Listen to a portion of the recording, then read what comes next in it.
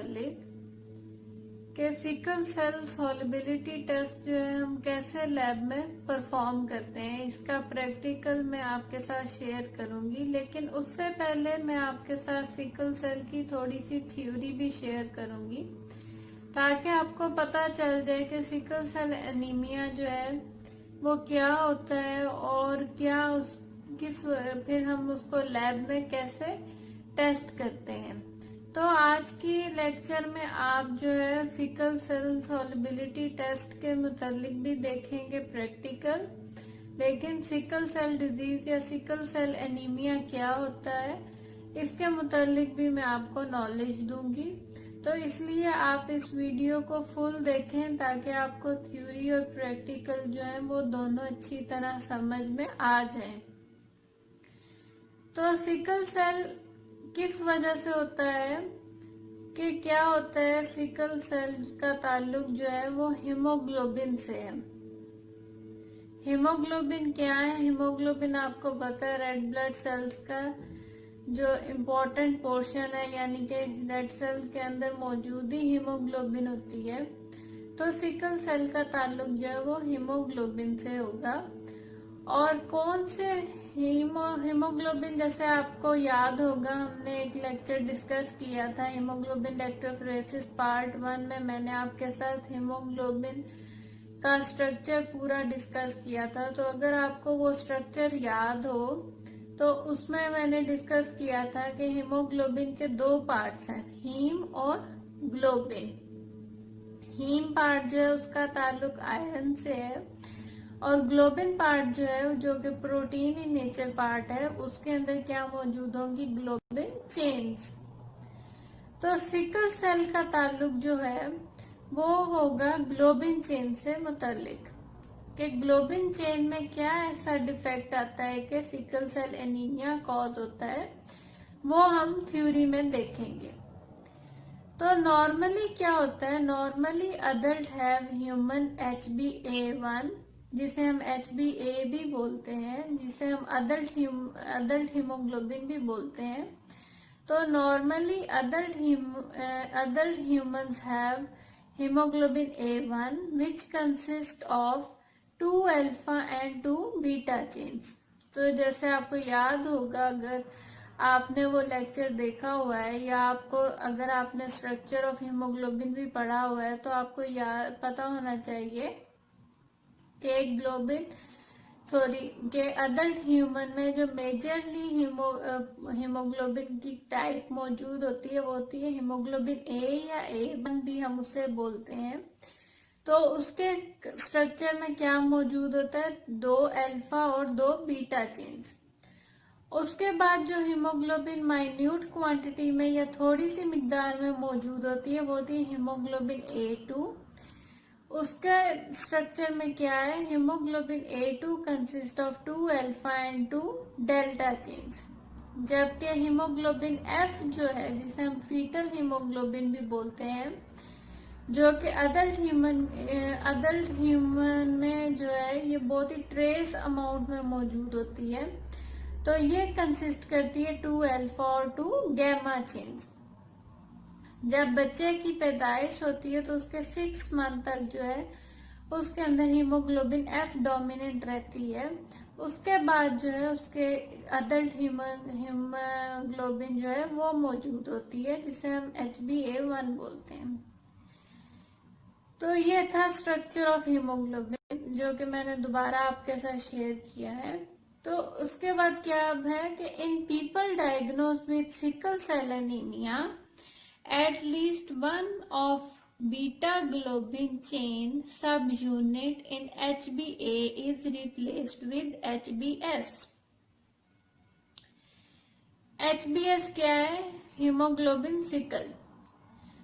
तो क्या होता है, जिन लोगों में सिकल सेल एनीमिया डायग्नोज होता है उनमें क्या होता है कि जो बीटा ग्लोबिन चेन है, अब आपको समझ आ जानी चाहिए कि बीटा ग्लोबिन चेन किसमें मौजूद थी? हीमोग्लोबिन A में, या जिसे हम A1 बोलते हैं। तो क्या होता है कि at least one of beta globin chain सब यूनिट इन HbA वो क्या हो जाता है, रिप्लेस हो जाता है HbS से, या जैसे ही वो रिप्लेस होता है तो हम उसको क्या बोलेंगे, हीमोग्लोबिन S।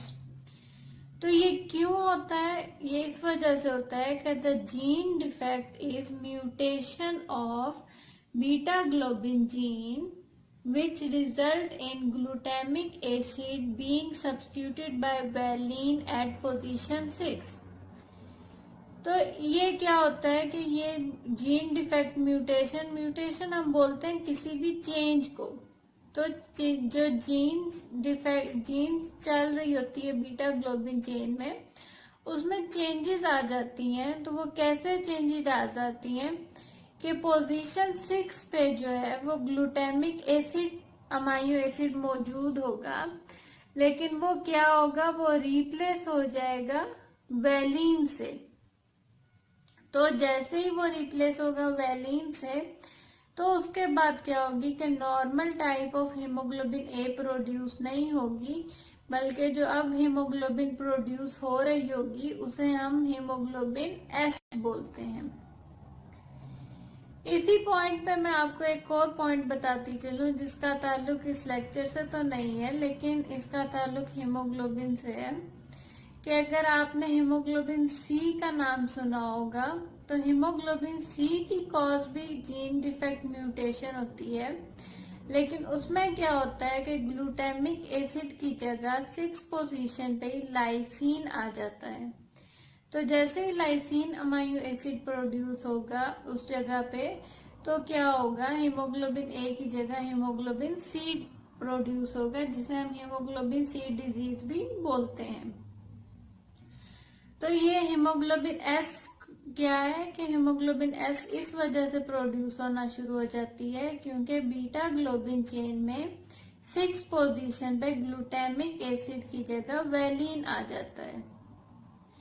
तो आपको ये भी पता चल जाएगा कि ये डिजीज का ताल्लुक जो है ये जेनेटिकली है, इसका ताल्लुक किसी भी खुराक या मेल न्यूट्रिशन या खाने की कमी की वजह से नहीं होता, बल्कि ये जेनेटिकली ट्रांसफर होती है। इसके बाद पैथोफिजियोलॉजी। पैथोफिजियोलॉजी इस वजह से क्योंकि अगर नॉर्मल हीमोग्लोबिन का फंक्शन आपको पता है कि वो ऑक्सीजन ट्रांसपोर्ट करती है, तो पैथोफिजियोलॉजी यानी कि अगर सिकल सेल डिजीज होगी तो क्या फंक्शन होगा। तो normally RBCs are quite elastic. Elastic जैसे आपको पता है कि इलास्टिक आपको पता है जैसे कैसा होता है, सेम उसी तरह आरबीसीज की नेचर होती है कि वो अपने आप को जो है सिचुएशन के मुताबिक जो है वो अपनी शेप को चेंज कर लेते हैं। तो normally RBCs are quite elastic which allows the cell to deform, यानी कि अपनी फॉर्म को चेंज कर सकते हैं, to pass through the capillaries, जब उन्हें कैपिलरीज में से गुजरना होता है। वो ऑक्सीजन लेके जा रहे होते हैं थ्रू कैपिलरीज। तो क्या होता है, कैपिलरीज जो होती हैं वो आपको पता है कि आर्टरीज और वेन्स की निस्बत बहुत ज्यादा बारीक होती हैं। तो आरबीसीज उस हिसाब से कैपिलरीज के हिसाब से अपनी शेप को डिफॉर्म करके कैपिलरीज से गुजरते हैं। लेकिन क्या होता है in sickle cell disease, sickle cell disease में क्या होता है, आरबीसीज की शेप नॉर्मल नहीं होती क्योंकि ऑक्सीजन जो है वो काफी लो टेंशन होती है, जिसकी वजह से आरबीसीज की शेप जो होती है वो सिकल शेप हो जाती है। तो उसमें क्या होता है कि सेल मेम्ब्रेन जो वो डैमेज हो जाती है और आरबीसी जो होते हैं वो इलास्टिसिटी उनमें बिल्कुल भी नहीं होते, वो थोड़े सख्त टाइप हो जाते हैं, रिजिड से हो जाते हैं। तो फिर वो कैपिलरीज में से भी नहीं गुजर सकते, बल्कि लाइज होना, टूटना शुरू कर देते हैं। जैसे नॉर्मल क्या होता है, आरबीसीज की जो शेल्फ लाइफ है वो 120 डेज होती है, लेकिन सिकल सेल में आरबीसीज जो है वो 10 to 20 डेज हो जाते हैं क्योंकि वो अपनी शेप की वजह से जल्दी जल्दी टूटना शुरू हो जाते हैं। The destruction of red cells because of their shape. तो बोन मैरो जो है वो तो आरबीसीज और प्रोड्यूस कर रहा होता है, लेकिन क्या होता है कि जितनी कमी जितने ज्यादा बोन मैरो आरबीसीज प्रोड्यूस कर रहा होता है, लेकिन उतने ही सिकल सेल अगर आरबीसीज बन रहे हैं तो वो जल्दी से टूटना शुरू हो जाते हैं। तो ऐसी सूरत में सिकल सेल एनीमिया में क्या सिम्टम्स होंगे?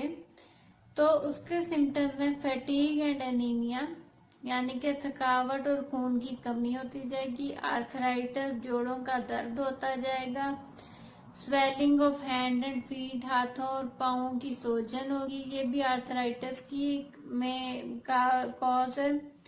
और बैक्टीरियल इन्फेक्शन, क्योंकि इम्यून सिस्टम ऐसे पेशेंट्स का बहुत ज्यादा लो हो चुका होता है, जिसकी वजह से वो जल्दी बैक्टीरियल इन्फेक्शन को मतलब कैच कर लेते हैं। डिलेड ग्रोथ, ग्रोथ उनमें बहुत स्लो होगी। विजन प्रॉब्लम, देखने का भी प्रॉब्लम होगा। तो अब आपको समझ आ गई होगी कि सिकल सेल एनीमिया क्यों होता है, कि कौन सी चेन में प्रॉब्लम आती है और क्या फंक्शन में प्रॉब्लम आती है। तो अब मैं आपके साथ जल्दी से डिस्कस करूंगी कि लैब डायग्नोसिस क्या होता है सिकल सेल एनीमिया में, और उसके बाद फिर मैं आपके साथ शेयर करूंगी प्रैक्टिकल। कौन सा प्रैक्टिकल है वो सिकल सेल सॉल्युबिलिटी टेस्ट हम उसे बोलते हैं। लैब डायग्नोसिस में आप क्या देखेंगे कि हीमोग्लोबिन मोस्टली ऐसे पेशेंट की 6 to 8 ग्राम पर डेसिलीटर होती है। रेटिक्यूलोसाइट भी हाई होगा, क्योंकि बोन मैरो बहुत ज्यादा रेड ब्लड सेल जो है वो बना के बॉडी में भेजेगा, जिसकी वजह से इमेच्योर रेड सेल्स जो हैं वो भी प्रोड्यूस होना शुरू हो जाएंगे। और आपको पता है इमेच्योर रेड ब्लड सेल की फॉर्म जो है वो रेटिक्यूलोसाइट काउंट होती है, तो रेटिक्यूलोसाइट काउंट जो है वो भी ज्यादा होगा। ब्लड फिल्म में आप क्या देखेंगे? सिकल सेल शेप आरबीसी तो देखेंगे ही, उसके अलावा आप टारगेट सेल्स और होवल जोली बॉडीज भी देखेंगे। सिकल सेल सॉल्युबिलिटी टेस्ट जो है वो आप देखेंगे, वो पॉजिटिव होगा और वो टर्बिड होगा, जो कि अभी मैं आपके साथ प्रैक्टिकल शेयर करूंगी इस डायग्नोसिस के बाद।